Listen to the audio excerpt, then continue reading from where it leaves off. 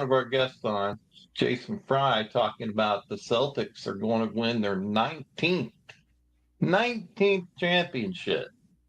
So what have you got to say about that? Who this Jason Fry character is, he was talking about doing hard shit. Well, his prediction is bullshit. Okay. All right.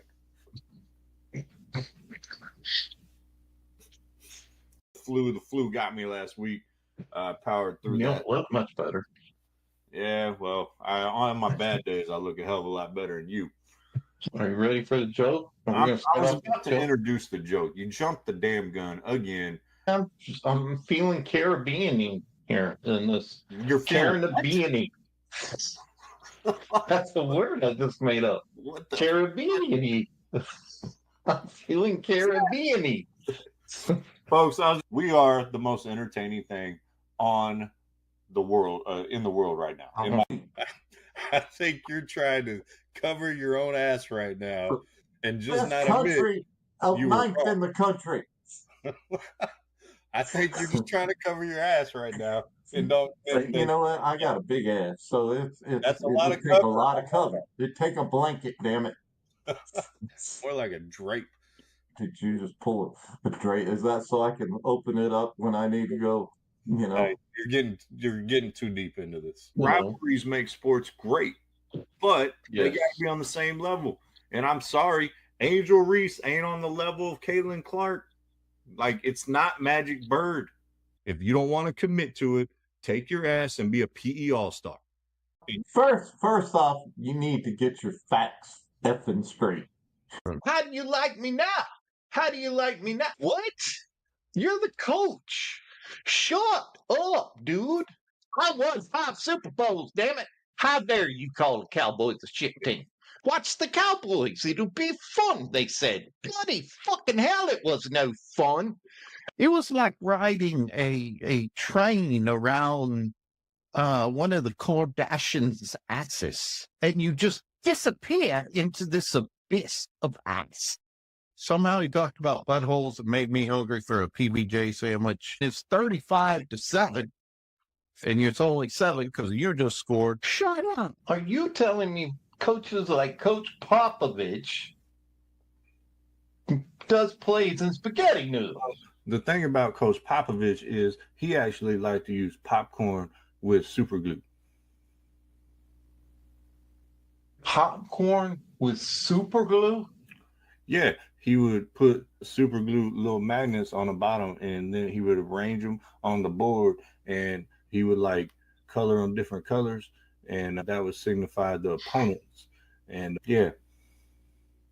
Are those the players? I don't want to give away any industry secrets on that particular thing, but yeah, I'm just gonna say you gotta. Yeah, I don't really know what I'm saying no more. And they're playing with sticks, and they're playing with a little puck all the time. Expert analysis right there. They play with sticks and pucks. Talking about last names, Stankhoven. He put the stank on them. And that was terrible. I'm sorry. I'm going to look directly into the camera up here, which I hardly ever do. I want to apologize to y'all on behalf of my bloodline right now because that was awful. Oh, my God. You're getting worse. All right. Trying to grow the game, man. Global game. These people, they don't give a damn. Well, I don't really know, but it drives me nuts. You're almost going to laugh. I can see it. Almost fixing to lose it. It drives me nuts. Oh, man. Oh, you didn't know? Your ass better call somebody.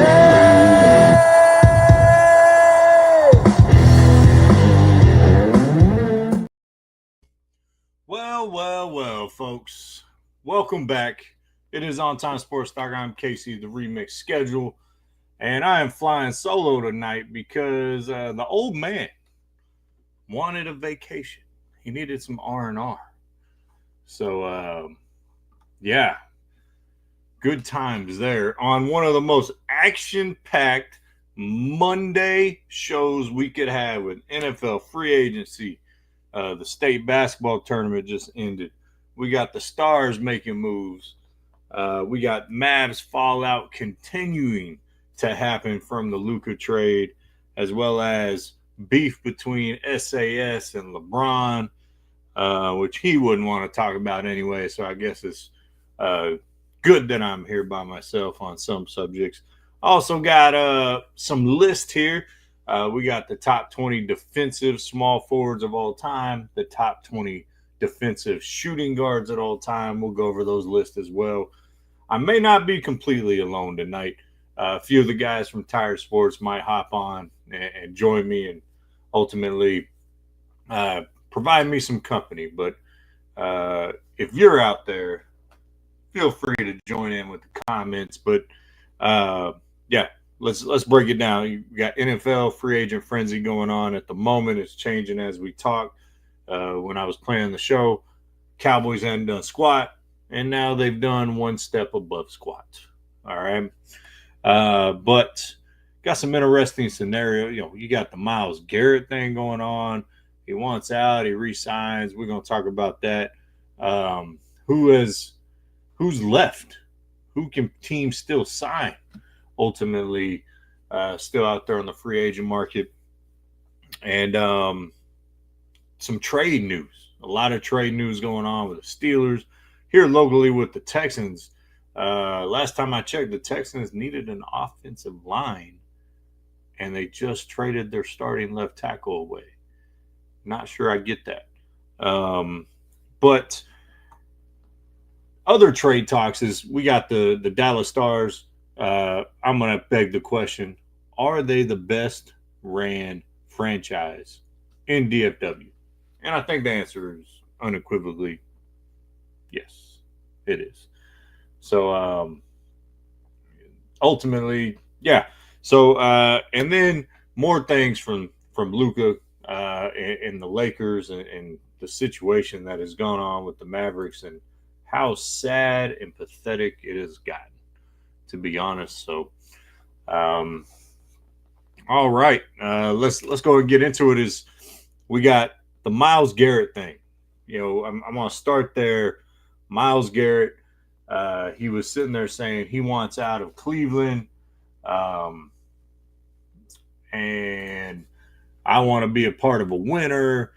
And he just, you know, I don't really understand the situation on he decides to come back and sign with the Cleveland Browns after he throws a fit. He wants out.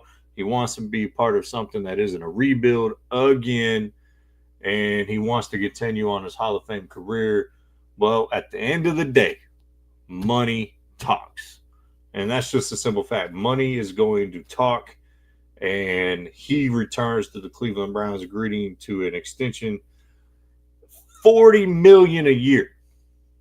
Highest non-contract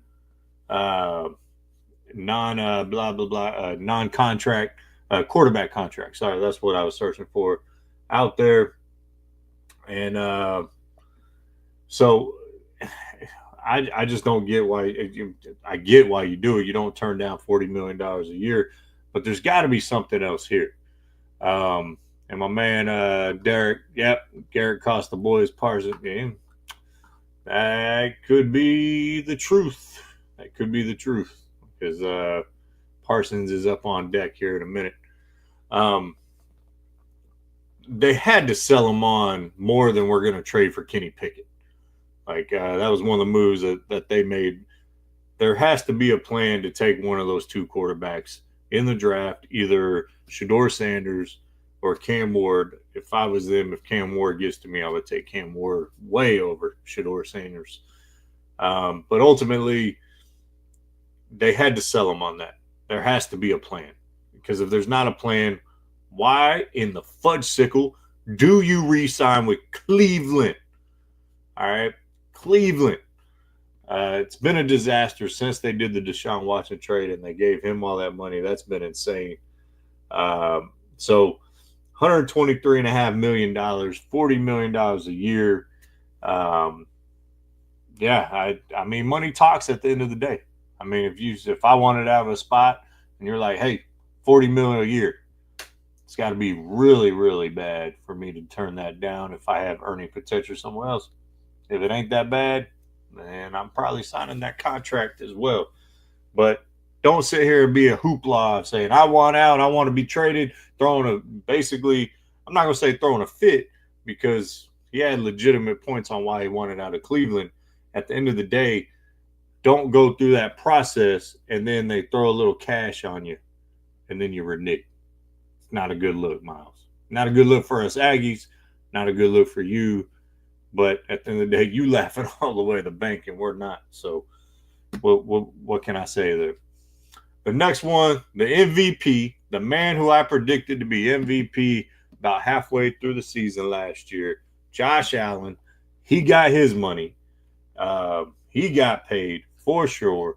The biggest contract in NFL history. Let me go scroll back up top here. Just make sure I get all of it right. 6-year deal, $330 million. 250 million guaranteed. $250 million guaranteed. We're starting to get to those numbers in football. You've seen them in baseball recently with Juan Soto. I think it's even more than that. But Josh Allen, you knew he was going to get paid. You're just curious what the number is. And this question brings up, and me and the old man have talked about this before, where is the bubble? Where does it stop? Because at some point it becomes too expensive to run the franchises. It becomes too expensive to buy jerseys and tickets. I mean, I think the average cost of going to a Dallas Cowboys game right now is over $2,000 for like a family of 4, which is crazy. You can't just pick up and go to an after, probably the cheapest to go to is a baseball game. But even those are starting to creep up, and, the cheapest seats you can find is $3 or $4 or $5, or 20, 30, 40, $50 a seat. So where does it stop? I mean, Josh Allen, he's worth the money. I 100% agree. I think he's the second quarterback I would take off the board behind Patrick Mahomes. But that's a lot of dough. That's a lot of cash, and good on the Bills for shoring up some other. They re-signed Shakir, and a couple other positions they had lingering. I'm interested to see if they end up figuring out how to get a maybe another weapon or two, or try to get something else on that defense to help Josh Allen out. You don't want it to be a Joe Burrow situation every year where they got to score 40 points a game to win. I'll tell you who the winner of free agency is right now. It's the New England Patriots, which is completely different. Obviously, a different philosophy when Bill Belichick was there. They didn't really spend money in free agency, really ever. They always, kind of moved guys and got draft capital and found guys. I'll give Belichick credit. He did a great job on identifying talent that wasn't fully used up and then putting it in his system. But the Patriots, man, they get Milton Williams, probably the best defensive tackle on the market. They get Morgan Moses to shore up that left tackle to protect Drake May, who I do think is their guy going forward. They get Harold Landry, who I wanted the Cowboys to go after. I love his game. I think Harold Landry is a sneaky beast. And they get one of the best corners on the market in Carlton Davis. So the Patriots, I think, are winning free agency right now. Now, you don't win championships in March, but you do set yourself up to win them in February, in March. Interesting pickup. Everyone wondered what the Steelers were going to do. Like, what are the Steelers going to do at their quarterback? Now, Steelers getting DK Metcalf. Holy shish kebabs right there, man. For a one second round pick. Hey, Jerry, wake up. Second round pick. That's all you needed to throw out there to get one of the top 5 wide receivers in the freaking game. Are you serious right now? Now, you're already paying CeeDee Lamb. Now you probably going to pay Micah Parsons over $40 million a year. You got other things on your roster you got to take care of. they did have to extend him 4 years, $132 million. So I see maybe why the Cowboys were out on that. But the questions I have is like, how do the Eagles pay, AJ Brown and Devontae Smith? Now I will say that how they do that is Devontae is not at the level of DK or CD. You're talking having two legitimate number ones on your roster. George Pickens is phenomenal. I think he's the number one. I think he's a bottom tier number one, but still a number one wide receiver that you'd be fine. And you pair him up with DK Metcalf. Be interested to see what they do at the quarterback. I'm hearing rumors of Aaron Rodgers. Sam Darnold's off the market. He's in Seattle. We'll get to that here in a minute. I think the Steelers are either going back to Russell Wilson or it's going to be Aaron Rodgers. And, I think I'm not a huge fan of Orlovsky, but Orlovsky made a good point. Aaron Rodgers was playing winnable quarterback play, or his play was being able to win games. He was playing at a higher level at the end of last season. You pair that with DK and George Pickens, they obviously need to find a running back somewhere. Aaron Rodgers to the Steelers is sneaky. He doesn't have to be the guy. It doesn't have to be his team like it was in Green Bay. And even when it was with the Jets that first year, that was going to be his team. Even though the team was really good, really now he can just come into Pittsburgh and just drive the bus.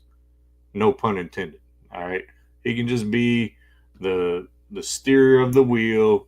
Throw it here. Here you go, DK. Here you go, George. And throw stuff around. So that could be a sneaky good pick. Does it get him to a championship? Probably not. I don't think Aaron Rodgers has that in his bag anymore. The Bengals, they franchised. Only two players got franchise tag this year. You had Trey Smith from Kansas City and T. Higgins, both of them non-exclusive, which I thought was interesting. And what that means, if you don't know, is if someone wanted to sign them or trade for them, it would cost them, I believe, two first-round picks, maybe even three. So no one's going to give that up for T. Higgins or Trey Smith. And so the Bengals keep their guy. I really hope for the Bengals' sake that the T. Higgins situation it's so they can work out a long-term deal. They need to do that. But I don't understand what the Bengals are doing. They told Trey Hendrickson, who I thought was the defensive MVP this past season, hey, go seek a trade. Your game wrecker, the dude you is stalwart on your defense, man, and you're saying, hey, go find somewhere to go. We'll take what we can get back for you if it's a legit offer. What are you doing? Houday Nation, what are you doing? Wish Damien was watching. He'd be commenting right now. All right. Feel free to throw something in the comments right now. Flying solo tonight. Feel free to show me some love on there. Or hate, whatever. I'll interact with all of them. But I don't understand what the Bengals are doing there. But I love what the Steelers did with DK. And we kind of on this show, we kind of relate everything back to the Cowboys and North Texas. Second round pick, but it did cost you $132 million. I don't think that was a price tag. Obviously, that Jerry Jones, Stephen Jones, those boys wanted to pay long term because you're already paying $35 million a year for CeeDee Lamb, and you got these other contracts you're worried about. Here locally, I will say, I can't for the life of me understand what the Texans are doing. I really don't get it. I mean, C.J. Stroud running for his life last year. And, hey, now I'm live on X, finally worked. I didn't understand, your quarterback's getting, doesn't have a lot of time. Having a lot of issues when it comes to pass protection, and then you trade your left tackle. And I know he was part of that, but he is better than most left tackles in the NFL. So when you send them out or when you trade them, it's an interesting dynamic. What are you trying to get back? Well, what's the future? Because the Texans went from being that next team to take the reins from Kansas City to now they're an afterthought. Now they're not even in the conversation anymore. It is Kansas City, Baltimore, Buffalo, put them in whatever order you want. And then it was supposed to be the Texans in that conversation. Now they're not even in that conversation. So interesting to see what they end up doing there. End up trading their left tackle. Big questions in Las Vegas for a little bit. Who's going to be the quarterback in Las Vegas? I knew it wasn't going to be no Aiden O'Donnell. Hell no, it wasn't going to be Aiden O'Donnell. But I will say, you knew that boy Pete Carroll had something up his sleeve. And he did. So guess what? Geno Smith, who he had success with, didn't do that with him. He had success with, oh man, on one of the shows I listened to, that'd be an e-break. He had success with Geno Smith in Seattle. Now he brought him to Las Vegas. I think that's a brilliant move by Pete Carroll and the Las Vegas Raiders. They lock up Max Crosby, who I think is probably the second most dominant defensive end in the NFL. He's 2 or 3. Depends where you put Micah. Myles Garrett for me is number 1, then followed by those 2. But you lock up Max Crosby, the stalwart of your franchise, the tone setter of your franchise. And ultimately, you start moving forward on that. But I love the Geno Smith, which led to, segue here to Seattle, Sam Darnold. Sam Darnold gets signed in Seattle. He has found his home for a little bit, 3 years, $100 million, 55 guaranteed. I think it's a good deal for him. I think it's a good deal for the team. You're not locked in super long term. You got quarterbacks making over that in a year, not just the guarantee, and foolishly so, like with the Cowboys and Dak, paying him $60 million. But yeah, ultimately, I think it's a good spot. But if you're Sam Darnold, you kind of look at it, what's the direction of the franchise? Did you set yourself up for success?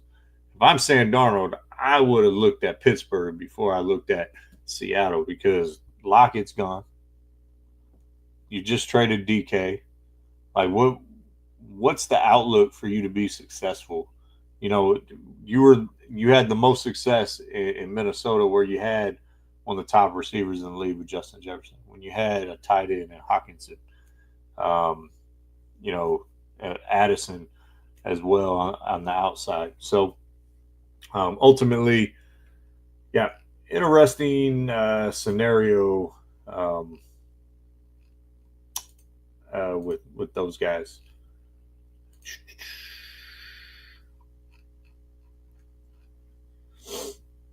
All right. Let's talk about what the Cowboys have done in free agency. Oh, yeah. Nothing. They ain't done diddly poop again. What was it, Stephen Jones? We're going to be selectively aggressive. You ain't aggressive at all. Don't give me this. They signed this running back bull crap. All right, Javonte Williams, another guy who's never got over 1,000 yards in his career. Maybe he'll have a resurgent year. Maybe he'll be awesome. Maybe we'll all be wrong. And we hope we are, but we're not.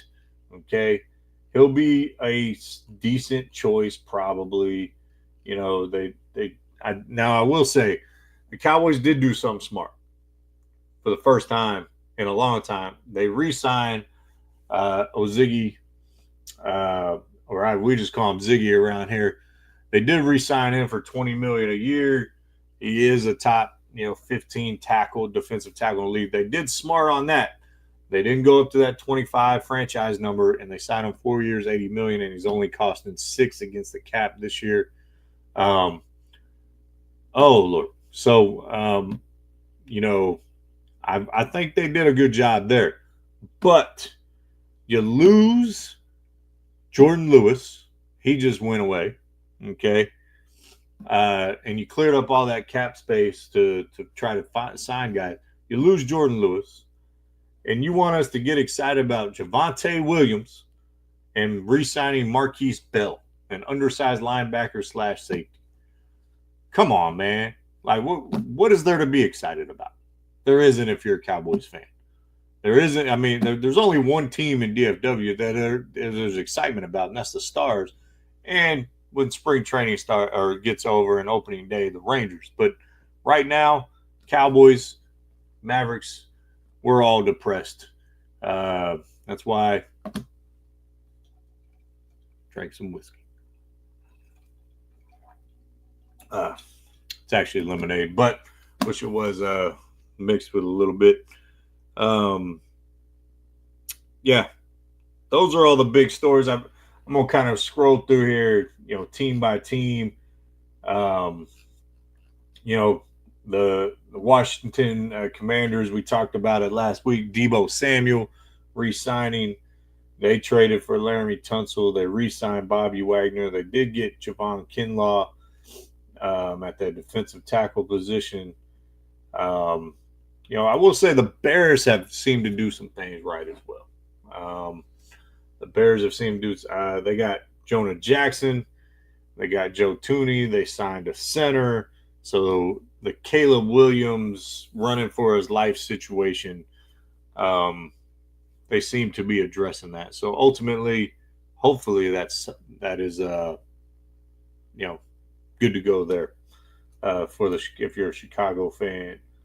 DJ Reed signing with the Detroit Lions, I think, is a good move. And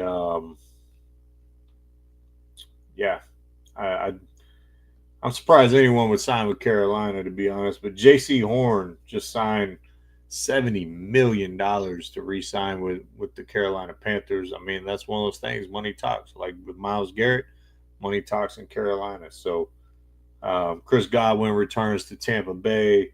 The good move by Tampa Bay. Another guy who I thought the Cowboys should have went after was Hassan Reddick. I know he's kind of had his issues with a couple of teams he's been on these last couple of years, but I think he would have fit opposite of Micah Parsons, which we still don't have a defensive end opposite of him. That is, you hope Sam Williams comes back and keeps on the trajectory that he was at, but that's a big wish. But they get him on 1-year deal, $14 million. I mean, come on, Dallas, y'all could have did something there. Josh Sweat goes to Arizona, which is a good big pickup for them. Stafford returning to the Rams. Devontae Adams signed a 2-year contract there as well. Good moves there for them. And that's kind of the wrap up right there. So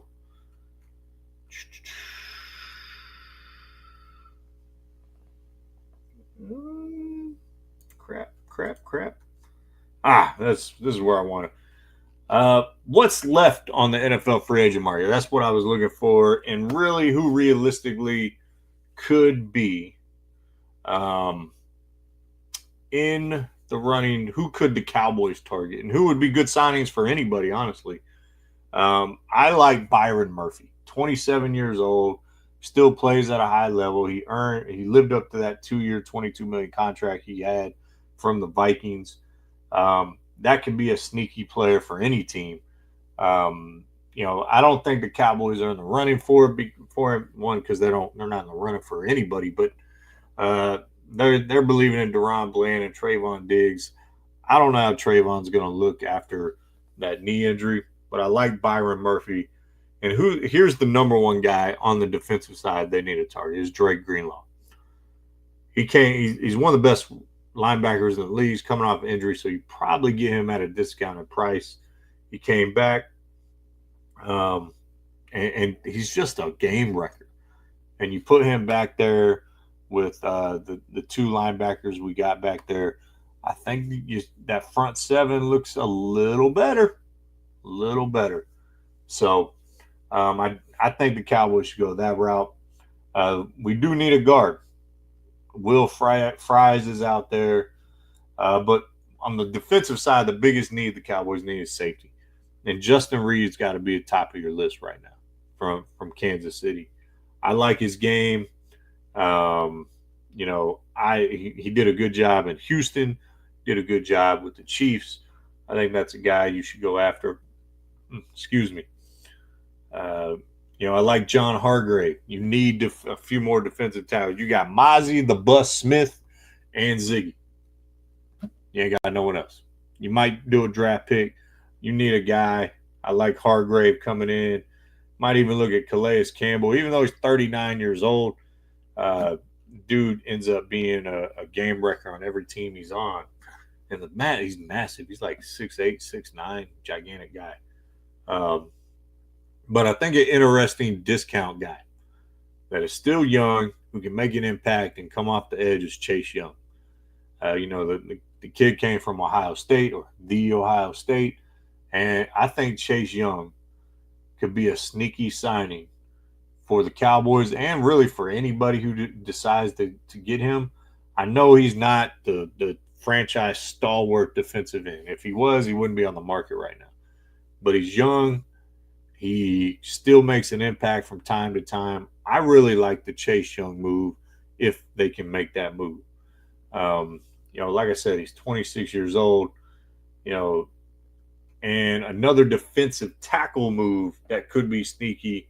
He's not dominant anymore. He's not that guy, but Jonathan Allen.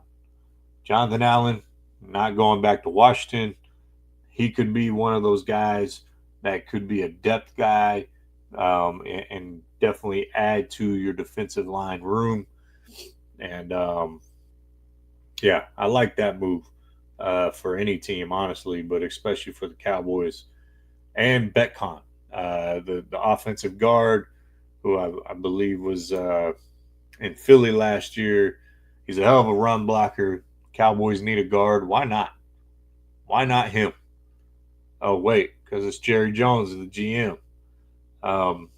He'll probably, instead of going Chase Young and go with some youth, he might go with the used up Joey Bosa. Bosa may have a lot left in the tank. He's been at that level. He has injury problems, so he fit right in with the Cowboys, honestly. I think this was a few minutes ago. No, sweetie. Don't bring me any whiskey. I'm good with lemonade right now.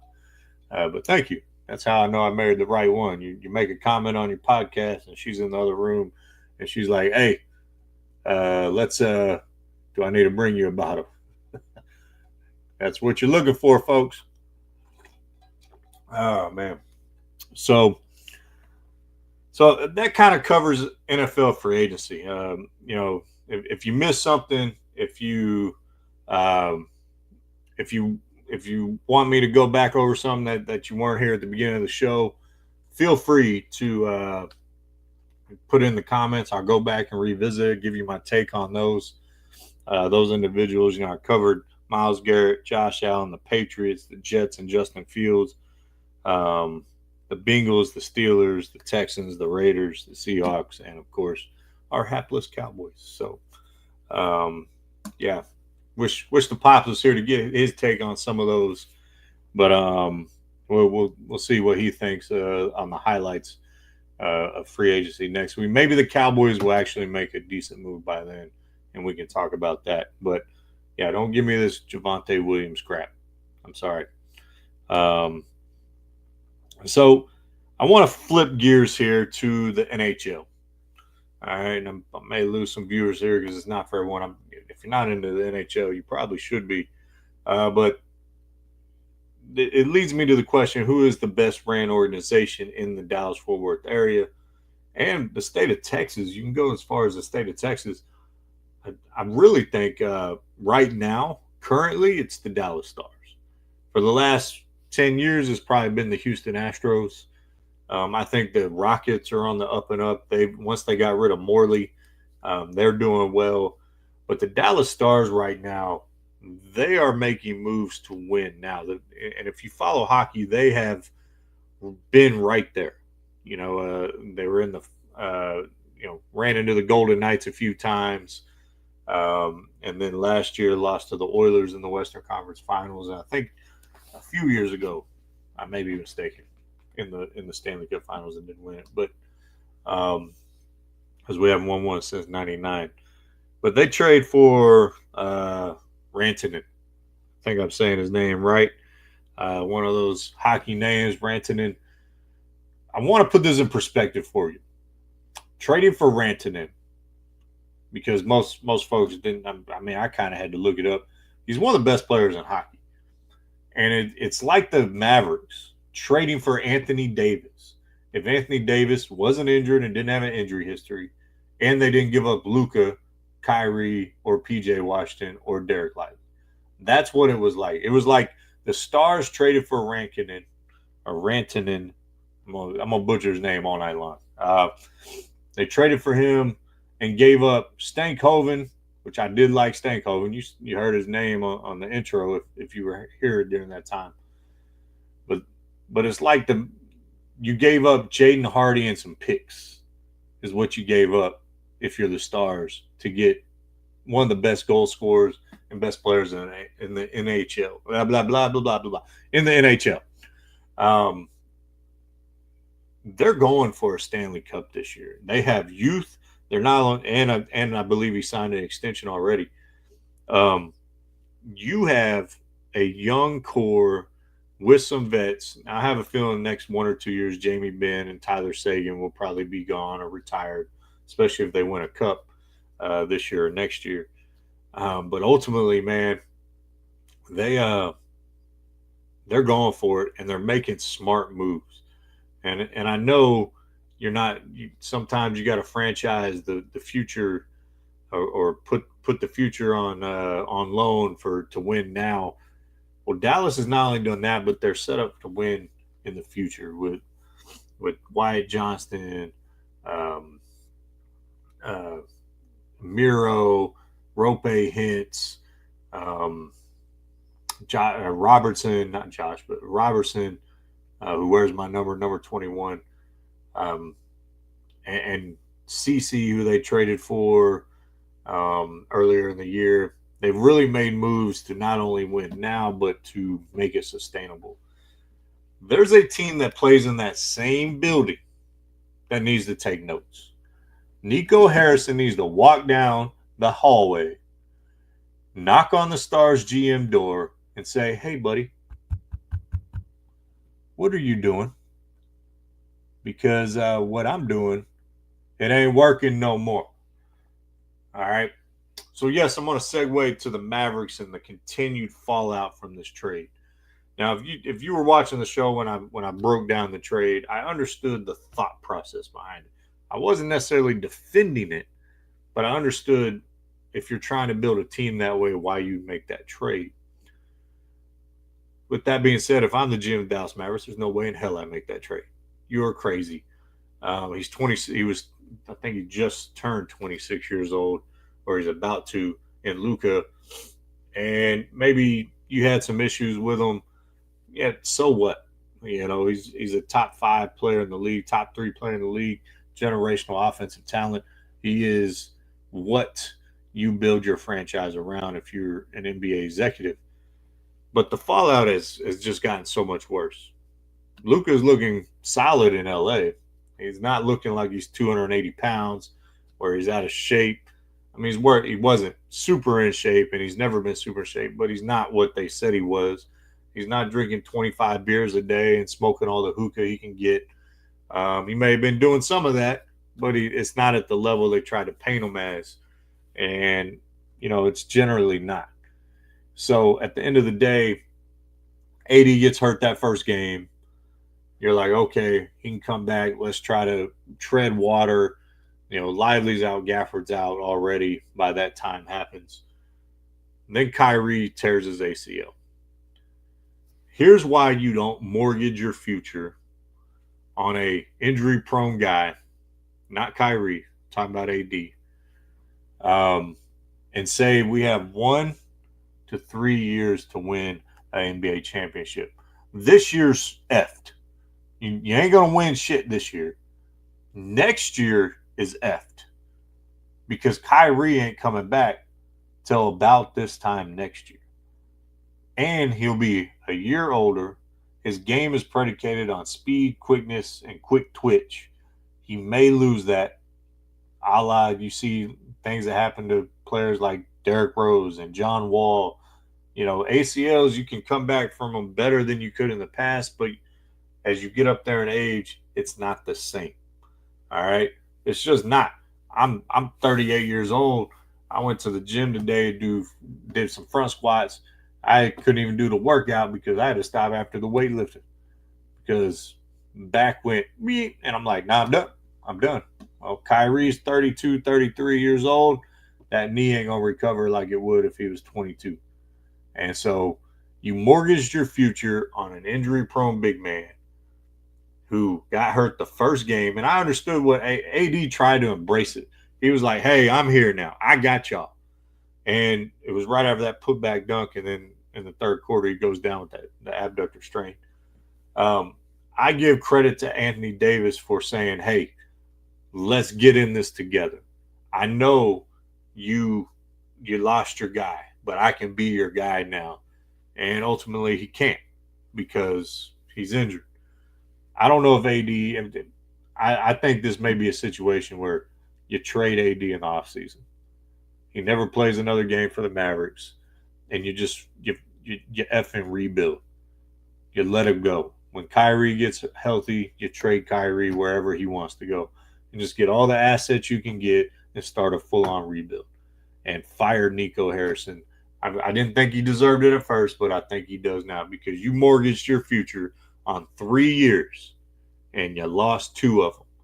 And you're really going to ask this fan base who you just stupidly raised ticket prices on to wait not only this year, but next year.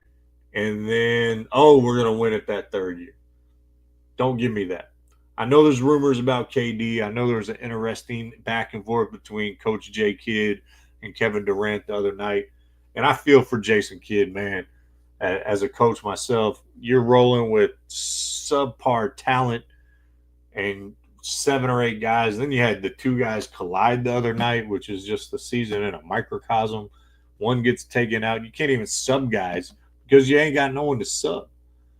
And so I think Max Prosper or whatever his name is, so far down the bench, I don't even know his name. He just got hurt as well.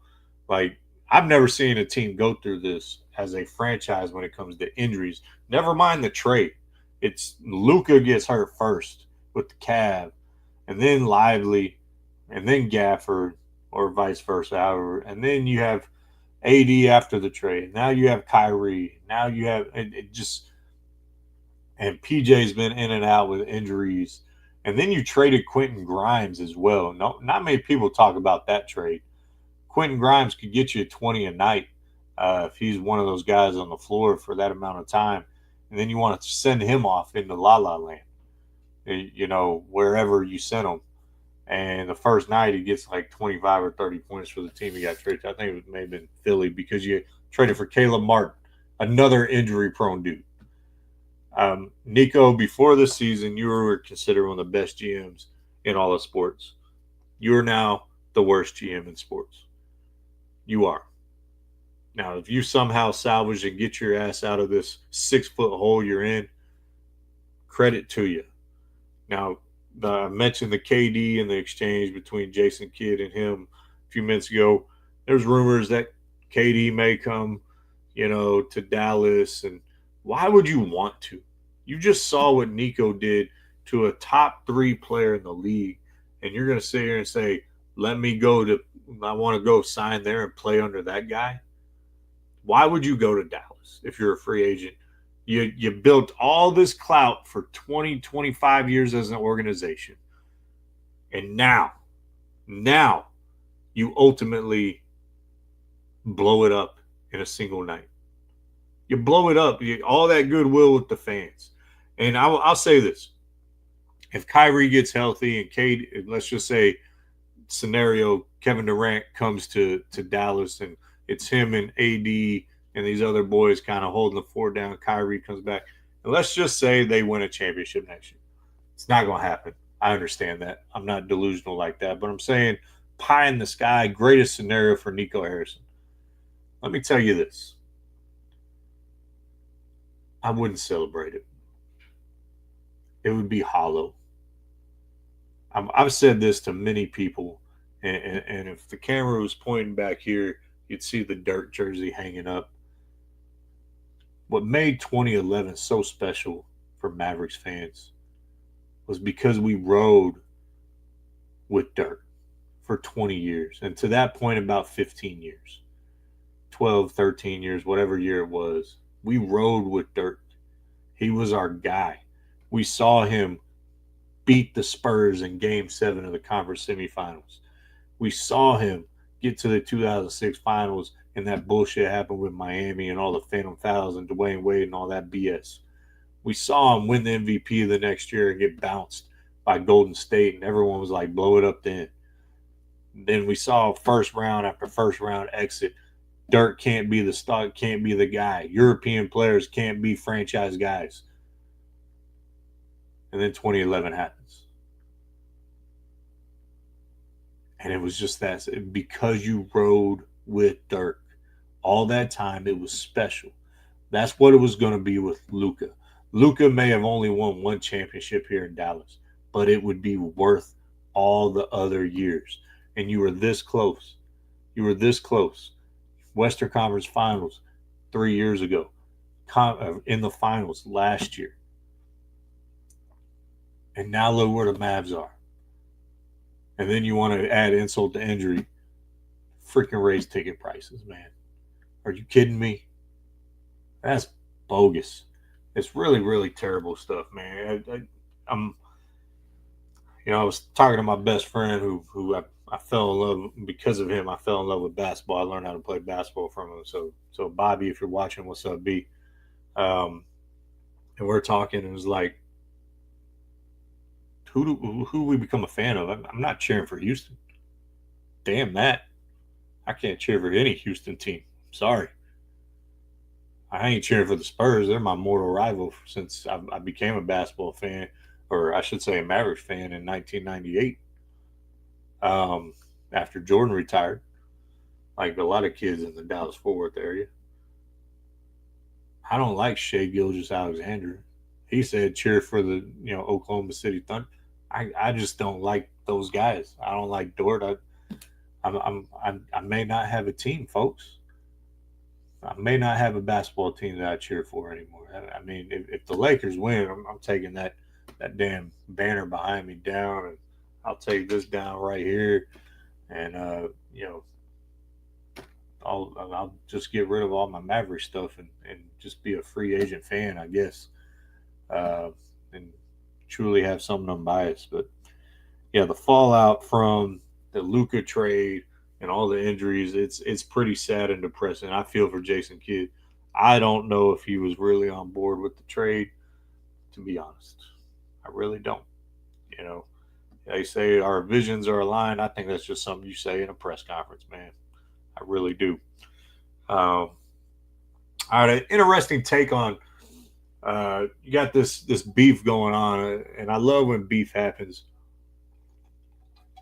because it gives us stuff to talk about. Stephen A. Smith, LeBron James. Oh, I love this crap because I wish I was in Stephen A. Smith's shoes, because I would have told LeBron, shut the F up. I don't care what you say. I don't care what you say. I'm going to talk about who I want to talk about, and I don't care if it's your son or not. And we all know what Stephen A. Smith's saying is true.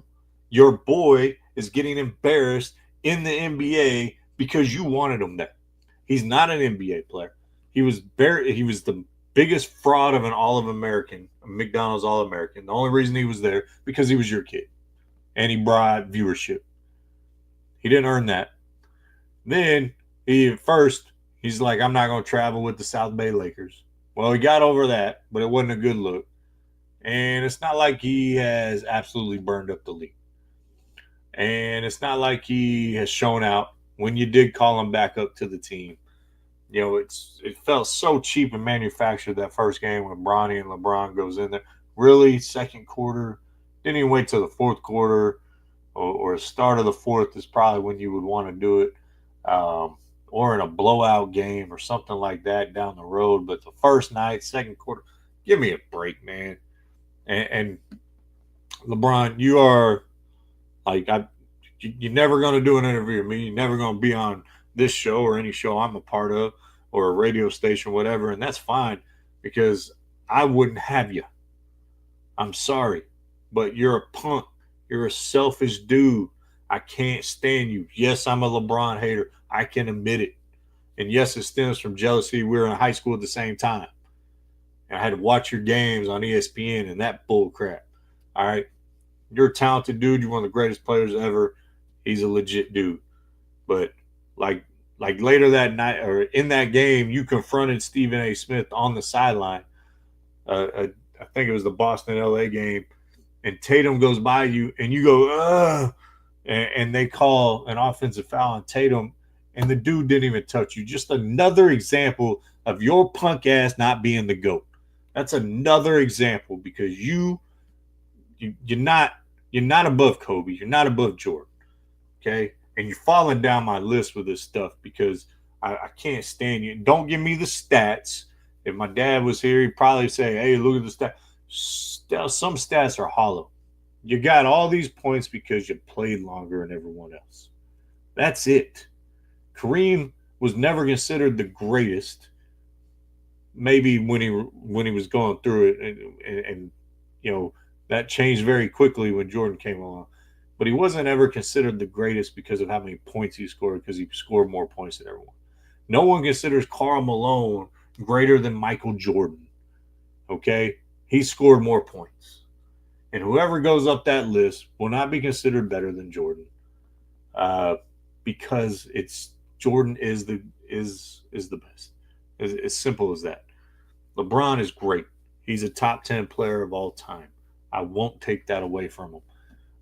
But I do think the guy is a selfish dude. I think he's a coward.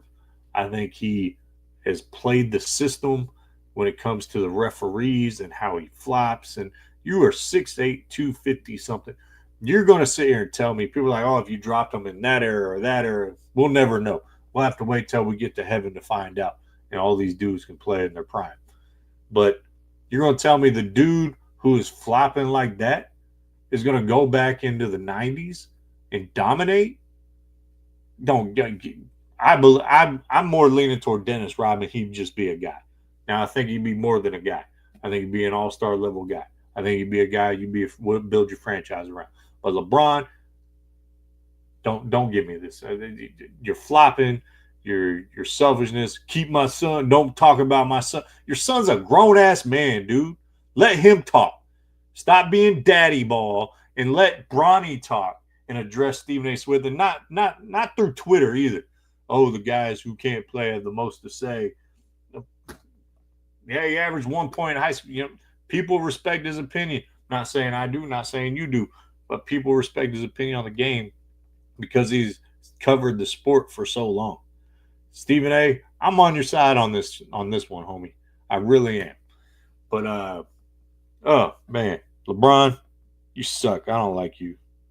All right. Last two segments of the night. I guess my buddies at Tire Sports ain't gonna make it on tonight. I know one of them had something happen, and praying for you, man. And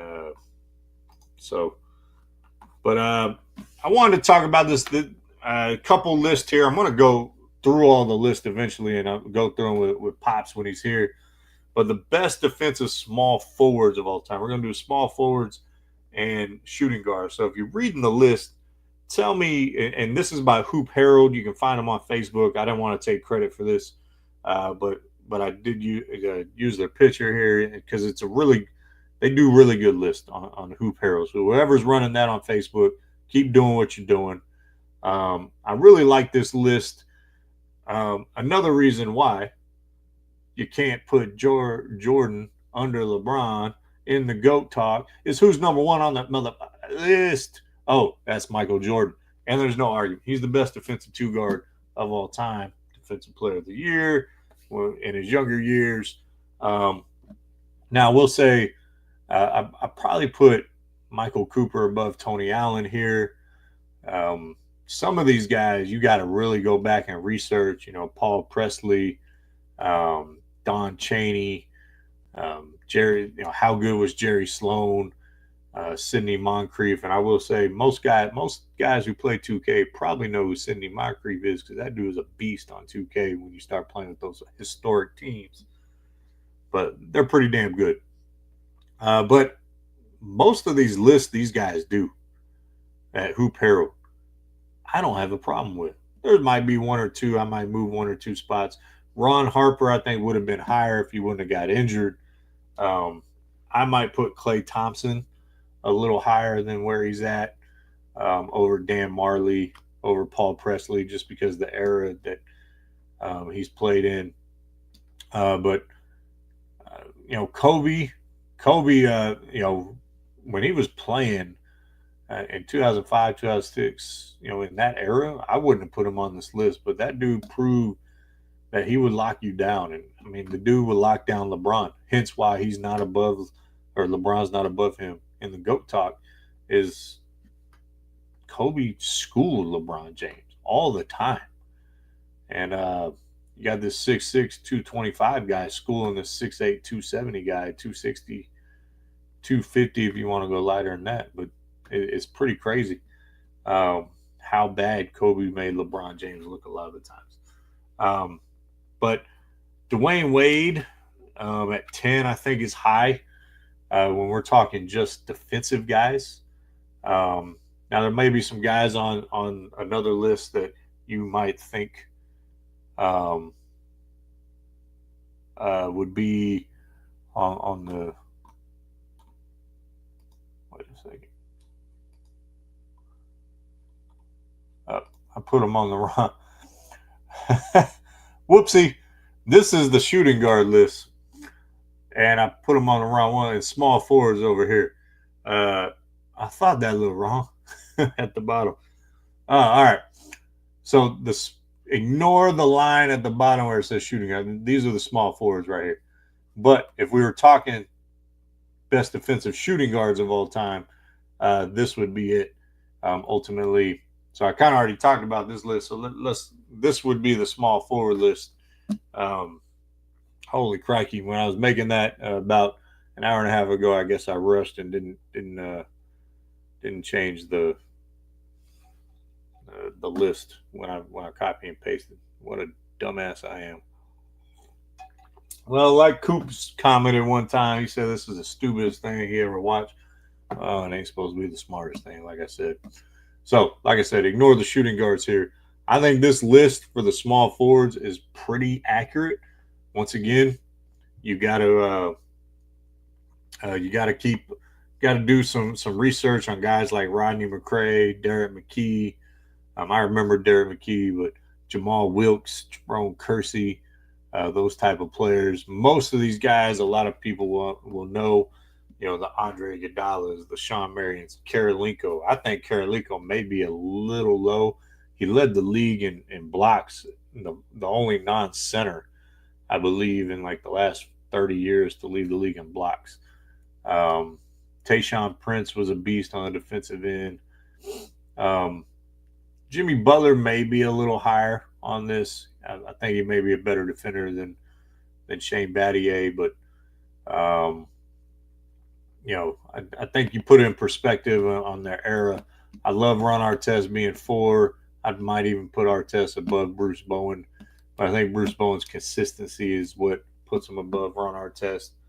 So ultimately, these lists are good, man. I like I said, I love what Hoop Herald does on Facebook, and they're posting their lists. I'm sure they're in other spots. So credit to Hoop Herald there. Yeah. All right. Well, folks, I think that's about going to wrap it up, man. I'm flying solo. You normally get that extra half hour plus when it's 2 of us or when people hop on with us, and when you're flying solo and you ain't got any commercials, I feel like today by myself, I had commercials. I could have rocked a 2-hour show. But so if you're at a radio station, I can do it. But yeah, I appreciate those that tuned in and hung in there. And yeah, shout out to my beautiful wife for keeping the house quiet for me so I can do this. And she told me to be nice when I was talking about that boy. I'm assuming that boy Cooper. Yeah, we don't like Cooper around here. F that guy. No Biscuit. No, our Biscuit man ain't here tonight. That's I was hoping he would be here to interact. And no Damo again. But it's all good. It's all good. Oh, now people hopping on. I'm about to sign off, man. But no, I appreciate y'all out there. And if you're watching, you got to the end of this, feel free to go back and watch it. I flew solo tonight, did a bunch of stuff with NFL free agency.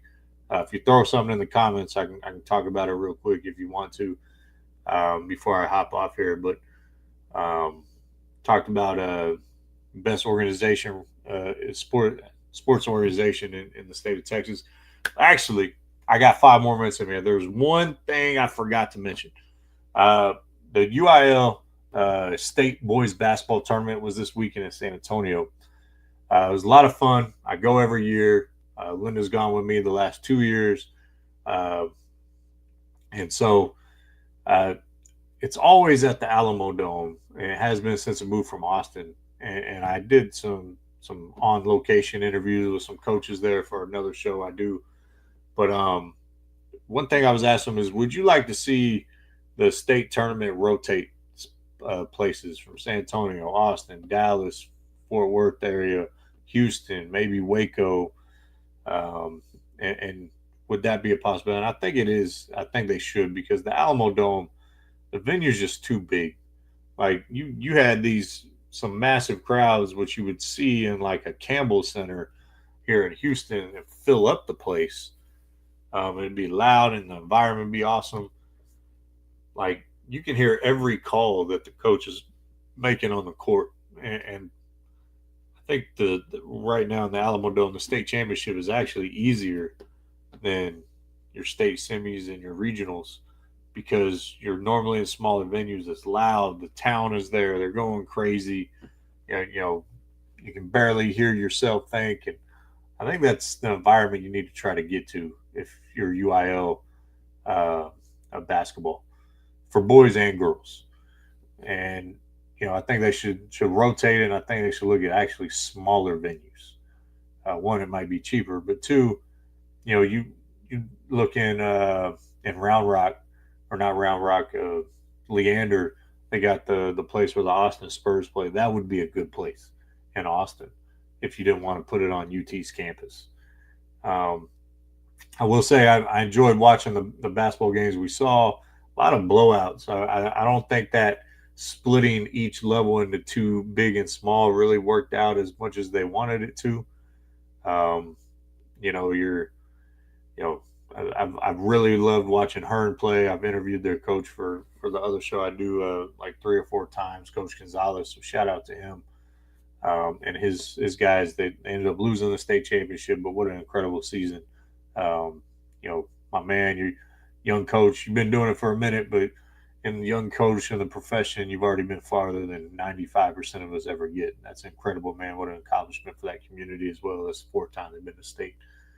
But the state tournament, I did appreciate ticket prices were a little cheaper this year. I think last year they were like $156. This past year they were $115. So if you've never been to a state tournament,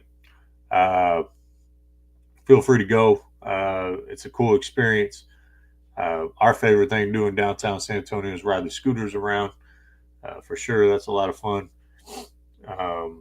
You got to sneak out a little early before all the kids grab them. But the UIL State Boys Basketball Tournament is fun every year. And one question I did ask some of those coaches were, did you think Duncanville's punishment should have been longer for them recruiting players? And I said yes. I think it should have. I'm not a fan of Duncanville. I think they're cheaters. I think they're still recruiting to this day. I think they should have a UIL appointed coach for the rest of their existence there. or they should give them the death penalty like college basketball did SMU all those years ago, because they're not the only ones that do it. I think Yates and Houston recruits like crazy. I don't know how a 4A team like Houston, Washington has a team that looks like that. That's insane. They're bigger than 6A teams. Can't tell me that they're just magically living in that attendance area. Yeah, there's plenty out there, plenty of schools and coaches that are willing to bend the rules and not do it the right way. I really miss the days that it was the people in your neighborhood you grew up with, and you go to battle with them. Those are the days I miss as a high school basketball coach, as a guy who would like to see the little guys have a chance once in a while when they have a superior skill set. But you run into a freaking Division I college team in Houston, Washington, which they lost. They lost to Dallas Kimball, which would be another one. All those guys just magically live in the Dallas Kimball area. Give me a break. Give me a break. I don't believe it in a heartbeat. And which kind of translates the whole school choice thing that's going on in Texas. Be wary of that, because you're going to see a lot of stuff with athletics getting shady as shit. And I don't think that's been a consideration by that governor in Austin. Dumb. But yeah, man, that's going to wrap it up. I appreciate y'all listening. And, we'll see you next week. We got a few more weeks live at 7 on Mondays, and then we're switching back to Thursdays. And, the old man should be back next week. I think I did an admirable job carrying the ship, riding the ship, captaining the ship by myself. If not, you could have commented and said I suck, and you didn't. So I'm just going to assume you thought I was amazing. All right. Peace out, y'all. We love you. And we'll see you next week.